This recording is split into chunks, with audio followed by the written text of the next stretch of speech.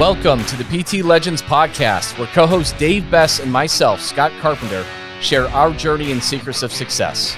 From our humble beginnings as personal training employees of a big box gym to struggling studio owners that have made every mistake in the book, to where we are now, the owners of a multi-seven-figure business operating multiple personal training studios internationally, and now coach and mentor to fitness professionals in 5 countries and counting. This is our story, and these are our secrets. Subscribe to our podcast, learn, take action, and build your own fitness empire.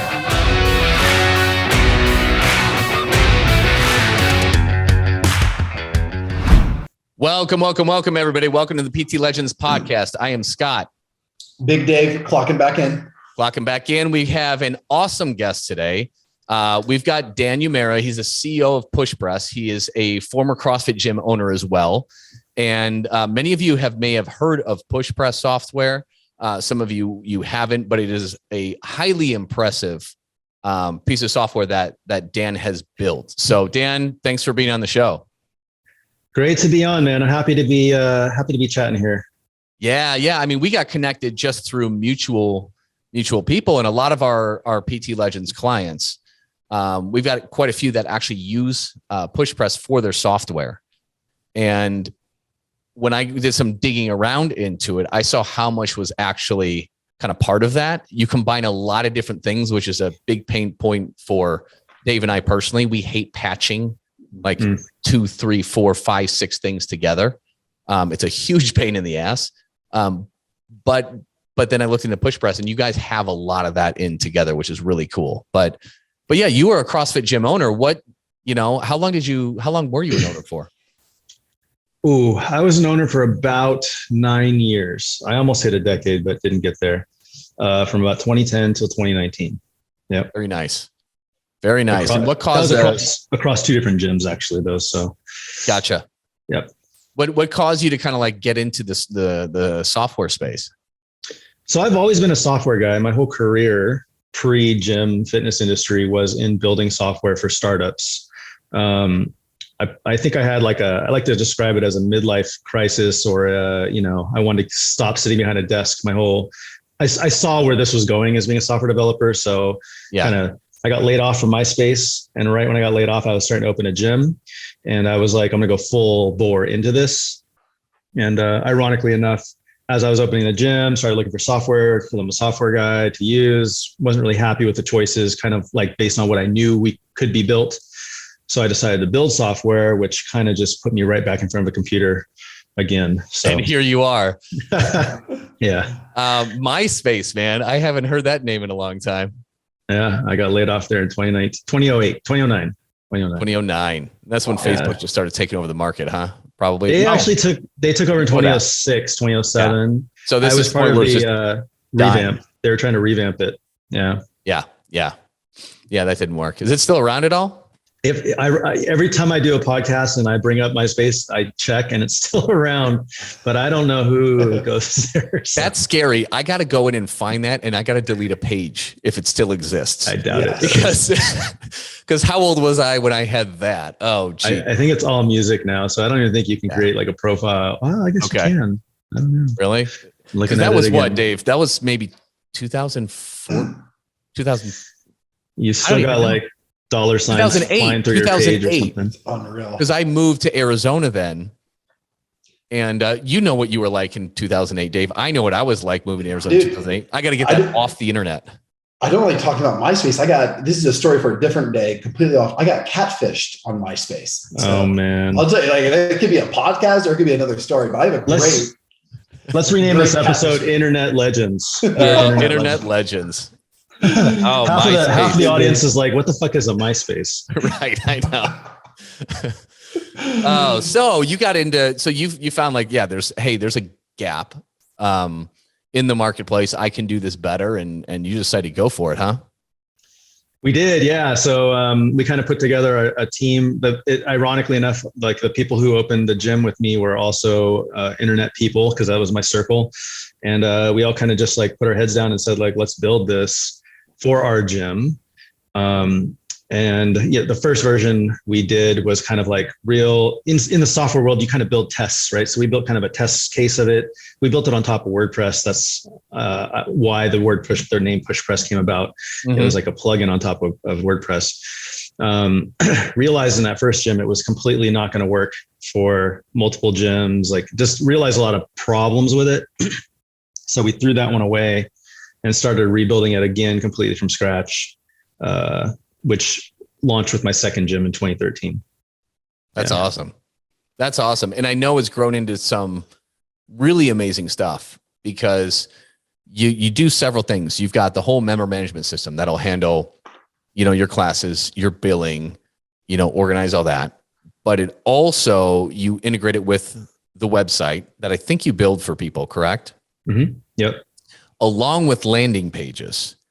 And like if somebody's running ads to certain things and you'll connect all that. And then you do automations on top of that. Like, so it can automatically, correct me if I'm wrong, but I think you can automatically email, text, leads, former clients, like that. Yep. So think of it as like smart nurturing automation. So a new lead comes into your system. You want to keep a communication cadence with them to keep them engaged. I like to call it man in the middle technique. So like the system should be prompting you like,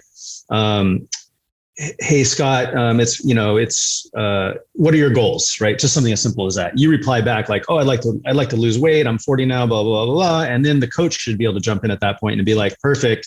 Here's what I recommend, or start to add that personal touch on top of it. They can be built as full automations, but I believe like what you want to do is not make your coaches or your staff take the time to think and realize like, oh, I need to talk to somebody, like get all those conversations started. And then you jump back in on the ones who engage. So it's like you put a fish on the hook and then you start to reel, right? The system can't reel in as good as you can, right? Agreed. And we talk about that with our legends too, is you can automate some of that initial stuff, but don't over automate it. No. The whole world knows when they're talking to a friggin' bot. That's the fallacy of automation, right? And the man in the middle, I think, is the most important thing to teach, because I just moved to Vegas and I tried to join a gym here, and a whole bunch of the gyms that I talk to are on these automations. Mm-hmm. And zero of the ones on automations actually got back to me. So they'll be like, oh, hey, Dan, glad you reached out. This is so-and-so from such and such gym. Like, can't wait to come in. Is there anything I can answer for you? And I'm like, yeah, I just want to know what your prices are and your hours are. And I want to know if you do this. And then it'd be like nothing for days, And then I would show up at the gym and the coach would be like, oh shit, you're coming in. And the whole time I'm getting texts like, can't wait to see you on Saturday. Hey, I can't wait to see you in an hour, like just those automations. And then I got in and they're like, oh, we weren't expecting anyone. And I'm like, do you know how amateur hour that looks, right? But I was talking to Mark for the last week and a half. Yeah. Mark just told me he was excited to see me. Oh, that's funny. They're like, Mark's on vacation.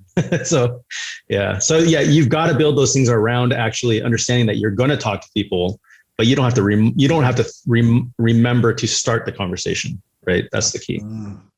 That's fantastic. So yeah, you've got the website with the member management system with automations that can be done with text and email.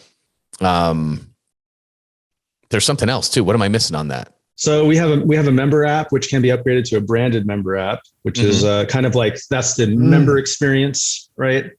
And we also have a workout tracking and programming system, which will eventually merge with the member app. Like everything about what we're doing is about building a full stack system that's intelligent, that should require less work because things are starting to work together, right? But you can bolt together the things that you want to start working for you. That's great. Great. And you're bringing the AI in there, so it's a little bit intuitive, right? Yep. So, an example of that would be, what we tell a lot of our gyms to do is celebrate people's wins or celebrate milestones or moments for gyms. And again, so it's like, oh, you have to remember that, Dave checked in for his 500th time, and then I have to go to Facebook and I have to make a post and Canva and all that stuff. Well, where we want to go is like, the member app has its own social feed, so you don't have to go to Facebook anymore. So that takes the work out of your hands for like finding people on Facebook, stalking them, making friend requests when you don't really know them, inviting them to your group, kicking them out of the group when they quit, all that stuff to like move the social aspect and the community building into the member app where you want them to be. And then the AI stuff can take over and be like, oh, it's Dave's 500 check-in today. Let's auto format a cool graphic with Dave's picture on it and a congratulations for your 500 check-in. You've been here for like 4.5 years. You're kicking ass, Dave. like no time, but Dave gets the props, right? And that's kind of where the AI, the direction of it's all going. Wow. Yeah. Wow. That's pretty cool. So it's all the stuff as a gym owner or studio owner, like that you burn your time doing. Yeah. Right. To create these unique experiences or moments or just get work done. A lot of it can be automated, right? Or at least started. And that's where we're going. Well, that's what I love about what you've kind of created is the fact that you were a gym owner for 9 years. Because sometimes like I've gotten in and I've done the demos or I like used it for a week or two on something and I can tell I'm like, there's some big disconnection going on here. I feel like it's a lot of software nerds who have no experience and they're just trying to talk to people and learn and build it. And it just doesn't. Yep. That's exactly the feeling I got in 2008 or 2009. Is I thought, and what I came to find was up until recently, the software industry that was working with gyms were either payment companies who had built software around their payment stack because they just wanted to capture the payments, or it was who I call a bunch of suits, like a bunch of people with a lot of money who were just building niche software who didn't understand the niches they were serving. And that I think that trend is getting broken up in every industry right now. So it's like coffee shop owners are building their own software, auto body mechanics are building their own software because that problem persisted in the 2010s in every industry. And you could probably go talk to your local, I don't know, what's been like a coffee shop or an auto body guy and say like, did you use software 10 years ago? And he probably would say the same thing. Like it was just disconnected. It was really clunky. It was hard to use. I didn't understand it, but there's this new stuff coming out that's like looking good. Right. I think that's the trend going to the 2020s. Yeah. And it should be because it's very nuanced, right? It's just very nuanced with what you learn over time, and you have to be in it and experience it day to day. And the backwards thing about it too, which kills me, is how if you're a gym owner out there and you're on an older system, like you've probably built your whole business around the software as opposed to being able to build your business and the software works for your business, right? That's kind of the difference. So when I talk to people who have been embedded in some of these other software platforms for a decade plus, it's like they've written 100-page manuals for their coaches to read. They've built these crazy extensive processes in their business that don't have to take place, but it's really hard to unwind because they've figured it all out, So to me, it's crazy that people had to go through that much work, to get their business to work. Oh yeah, no, you're right. And it's just, sometimes the biggest question is if you want to make a change in a business or this or that, the biggest holdback that we can see is like, people are like, well, how do I do that in my system? Mm-hmm. I don't think I can do that in my system. So maybe I have to find a different way. You're right. You always think about that quite often when making some sort of a switch, and it prevents you from making really good switches or changes.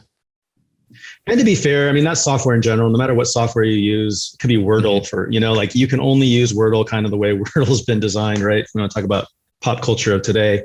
But the goal is to build software that's elegant enough and extensible enough so that it can kind of ebb and flow. Like to me, the model of everything is the iPhone, right?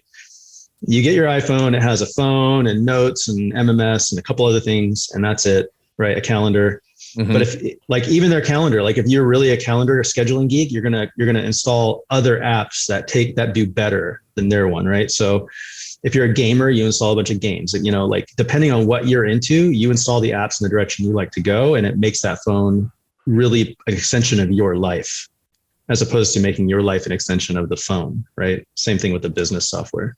Nice, that's really cool. And yeah, we got connected because I heard I heard about you wanting to put in enhanced appointment appointment options and settings, for PT and semi-private, doing these different things. And so I heard about that and I wanted to connect with you, right? And you wanted to hear what I had to say on it because, our gyms personally have always been PT or semi-private heavy.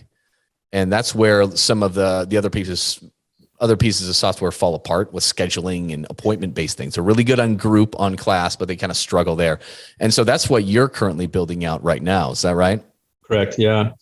So on two different I guess in two different trajectories, we're trying to support PT better. One is an appointments functionality, and one is with this train system that we've recently launched, which is workout programming. It could be one-on-one, in-person one-on-one, or remote, or a group in-person or remote group. Either, it's good for all four of those actually. But like, I think what the pandemic really showed to us all was there's a future model of hybrid or PT needs to take place in gyms for them to become financially sound, right? And I know I'm preaching to the choir probably with you and your audience, but there's a lot of gym owners out there. It's not out of a lack of ability to do PT. It's out of a lack of the business acumen or support to build the PT program, right? Which is why I wanted to talk to you, because I needed to understand like how is PT built? How do you do it? What do you need? So the software can support the needs of the people who are successfully selling private training, semi-private training, or some hybrid type of thing. Yep. But yeah, it's a hard thing. And with a lot of what we do as well, we have a little bit different sales approach, right? Where we do a 7-minute discovery call, a 7-minute microwave. And that has been adding that into the sales process has been one of the most revolutionary things. It sets up everything to make these high ticket sales. And quite often Dave and I use like booking links, right? Whether you use Calendly or Acuity or Schedule Once, but being able to utilize those to schedule a discovery call or even for your perfect consultation. And so you are actually kind of building one of those in there as well, right? Yeah. So we've always had the ability to share landing page. Like we've always, like from the beginning, had a landing page concept. So everything in PushPress can be sold via a link, which we really like, because then you can like put it on Facebook, send it in a text, whatever you needed to do. Nice. But what we never really did well was appointments scheduling, right? So if you actually want to take time off of my schedule and it needs to be blocked off and it needs to have a 30-minute window afterwards where I don't get another appointment, all that stuff that Calendly and them have built into their systems, we didn't have at the time. So that will get similarly a link as well. So it'll be like connected to an appointment type. You can pass it off. Let's say it's like a perfect intro. You can just pass off that one link. They can schedule their perfect intro. It knows it's a 30-minute consultation and needs 15-minute windows on both sides. And only these 4 coaches can do it. Or maybe it's my personal link, so it's only on my schedule, that kind of stuff. Connects with Google Calendar, TwoWay Sync, blocks things off. Nice. All the stuff Calendly is built, right? So fantastic. And that TwoWay Sync is important. Like, yeah, that's really important. It's those little things that make or break a piece. And it's like, well, this is useless if it doesn't have this one little thing. So I love it how you're kind of researching and figuring out exactly what that needs to be for it to be useful. I mean, all it takes is like, in our design of it, like you get booked one time for the 3 p.m. when you actually had on your calendar, you're picking up your kids, right, from school. Yep. And then it's like either the kids don't get picked up or I've got to call this person and look dumb. Right. So you just do that one time as a gym owner and you're like, okay, well, the TwoWay Sync is like probably the most important thing of all the features. Right. So yeah, that's it. That's why we said no to, God, I don't know how many different ones, especially in the PT world. Cause you'll have somebody that comes up, hey, can I come in earlier? Or I've got this or that, or something comes up with you, and you just have to do things fast on the go. Mm-hmm. And you need to be able to have a two-way thing. Otherwise you're going to get double bookings. You're going to get no-shows. You do that enough, and then like you don't rely on the software. So then what do? You go back to a completely manual version. That's what happens with all these gym owners. That's a really good point that a lot of people don't think about or make is, if you start to lose confidence in your software, you're actually, it's worse to have to use software than to not use it at all, I think, because then it creates communication breakdowns where like maybe some of your coaches are using it, some of them don't trust it, have their own Google Calendar links or their own Excel spreadsheets, God forbid, or whatever. So yeah, like that's a really good point. Yeah. Cause that's what we've run into before with other ones. And it's just, I mean, that's why we switched last time, years and years ago. And it's a very important thing. So it's great. This stuff has to come from a gym owner. I didn't even know your background was in software too. That's great. I mean, you just had the best of both worlds. Yeah. It was just a natural, it just was what it was, like open the gym. So when we opened the gym, we're just like, we're going to make this the most tech forward gym in the area. But we didn't really know at the time we were going to build it all into software as it was. Mm-hmm. Yeah. That's awesome. That's awesome. Yeah. I mean, I'd say what is your biggest challenge with it? What's the hardest part of it? So I think the hardest part with software development is it's really hard. It's really hard work, right? So the running joke I have with myself is if I could go back to 2009, I would tell myself not to do this, because it has been 13 years of like a lot of work. And in the beginning, it was just me and my other co-founder coding everything. So like I've literally probably put 1 million lines of code into the system. But now it's like we have the money to hire developers and we're reinvesting in that area. But it's, how can I explain this easily? Like bugs come up. So it's like, do you focus on bugs or do you focus on appointments? And if you focus on appointments, you can't upgrade the member app. And if you're upgrading the member app and not looking at appointments, then what about the check-in system or the screens or the waivers or there's just so much stuff built into this software that I was telling you before we got on this, that like the appointment stuff is basically Calendly, which by my guess is probably a $5 billion company. We have to build as a feature, for a software system. It's just a piece of what we do. And when we release it, we have to keep making it better. We have to keep fixing bugs. We have to keep supporting it and work on this stuff over here and over here and over here and over here. So it's working on software is really hard. Now, that being said, I do believe like we do have the inertia now. And when we're working on something really hard, it becomes a moat, right? So I also know anyone else who wants to build this software has a decade of trying to build, dealing with bugs, not having the money, having customers pissed off, but you have to focus on something else because it's like you're always robbing Peter to pay Paul, right? And so now it's like we've already gotten past that point of like no return. So we are going, but it is a really, really hard job to build software, especially something like as wide as what we do. Yeah. And with all the different features that you have, I can see that, because every time I've tried to trial somewhere else or this or that, it's just, you can tell it's not that easy. Otherwise it would have been done. Mm-hmm. There's just got to be so much. So it's awesome that you're integrating all those different things, because everybody would love to shed 2 or 3 or 4 different systems and trade it in for one.